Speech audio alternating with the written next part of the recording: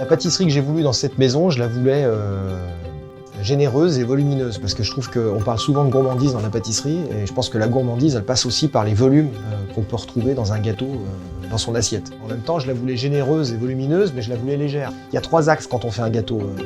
Le visuel, ça doit vous donner envie de le choisir. Il doit y avoir une appellation qui soit vraiment en rapport avec le produit qu'on annonce, pour qu'il n'y ait pas de mauvaise surprise. Pour terminer, soit en premier, soit en dernier, comme on veut, le gustatif doit être irréprochable.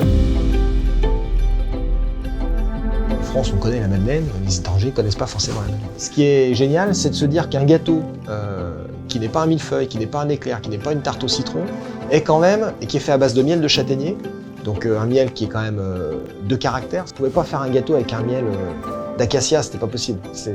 Et c'est pour ça que j'ai choisi le miel de châtaignier, qui a beaucoup de profondeur, qui a une belle amertume, et qui amène pas du sucre pour du sucre. Quand on sait que ce gâteau est la 2e meilleure vente des pâtisseries, ça fait plaisir parce que ça veut dire que quelque part, il y a un équilibre qui est là et il plaît. Parce qu'en général, dans les gâteaux, dans les vitrines, quand vous avez autant de choix, c'est souvent les millefeuilles, les éclairs, le classique d'avant qui reste aujourd'hui en tête des ventes. La tarte aux fraises, elle est partie vraiment de ce souvenir de fraises au sucre, donc qui est tout simplement des fraises avec du sucre, avec un peu de crème fouettée. Ça, c'est un péché mignon tout ça. Et donc je me suis dit pourquoi ne pas en faire une tarte. On nappe nos fraises avec un jus de fraise, donc on fait un concentré de fraises, on fait un nappage de fraises à base de pectine.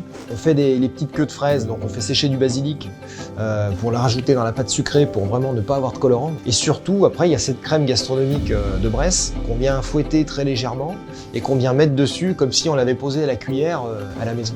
Et ce qui est intéressant, c'est que le serveur propose au client, lorsqu'il sert la tarte, de rajouter justement le sucre qu'on prend soin de tamiser auparavant pour avoir que les gros grains, de manière à ce qu'on ait vraiment ce petit craquant du grain de sucre qu'on a sur les fraises qu'on fait à la maison. Tarte au citron, moi j'aime beaucoup ça, mais j'aime pas la meringue dessus. La meringue italienne dessus, ça m'écœure, je trouve que c'est trop sucré.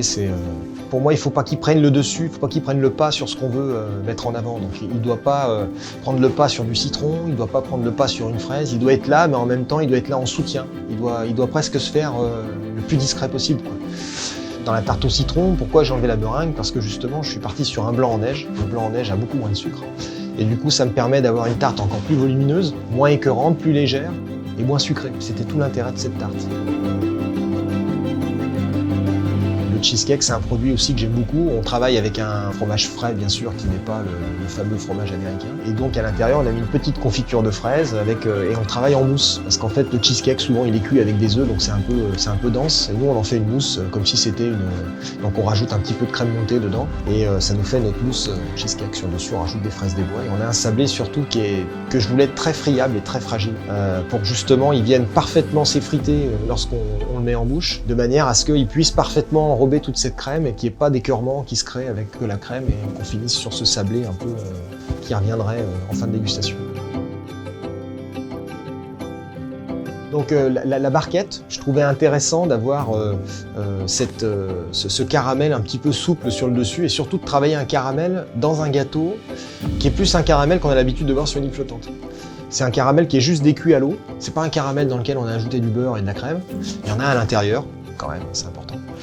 Pourquoi? Parce qu'il ramène autre chose, il ramène une amertume et il ramène un goût de caramel qu'on a plus l'habitude de retrouver sur une île flottante que sur un gâteau. Et ça transforme vraiment le regard qu'on a sur le caramel, ça permet vraiment d'équilibrer le côté sucré sur un dessert qui est fait quasiment qu'avec du sucre, parce que pour avoir un caramel sans sucre, c'est compliqué, quoi. Ça, c'était quelque chose que je voulais vraiment, quoi. Et ce petit côté un peu bijou avec cette feuille d'or qu'on utilise très rarement, mais là, pour le coup, je trouvais que c'était vraiment intéressant. De cake, c'est quoi? C'est un cake marbré, c'est du cacao, c'est de la vanille. On a fait un biscuit marbré, on y a mis une réduction de vanille intense à l'intérieur, une mousse qui est ultra légère. Je dis vraiment ultra légère, parce que quand vous la coupez, vous voyez vraiment le côté bullé de la mousse. Et on en a floqué les côtés sur un moule qu'on a créé, et avec un chablon pour représenter toujours la même marbrure. Très content de ce dessert aussi, parce qu'il est très généreux, donc vraiment dans ce que j'aime. Et en même temps, il est ultra léger. Il nous replonge vraiment en enfance, celui-là. Je voulais qu'il nous ramène presque aux savanes qu'on a pu connaître, quoi. Avec forcément que des produits de qualité. Mon inspiration, je la puise en moi, je la puise dans tout ce que je peux voir, tout ce qui m'entoure. Il y a plein de choses qui découlent un petit peu de l'environnement dans lequel on évolue, de ce qu'on voit, des produits qu'on nous fait goûter aussi, des rencontres. Et des échanges qu'on peut avoir avec nos équipes aussi, ça c'est sûr. Et la finalité, elle est vraiment dans nos tripes par rapport à ce qu'on ressent et ce qu'on veut d'une dégustation. Je pense que la dégustation est hyper importante dans un gâteau en fait. On doit vraiment avoir des contrastes, mais surtout pas des opposés de texture. Il faut que tout se mélange parfaitement en bouche si on veut avoir un résultat intéressant.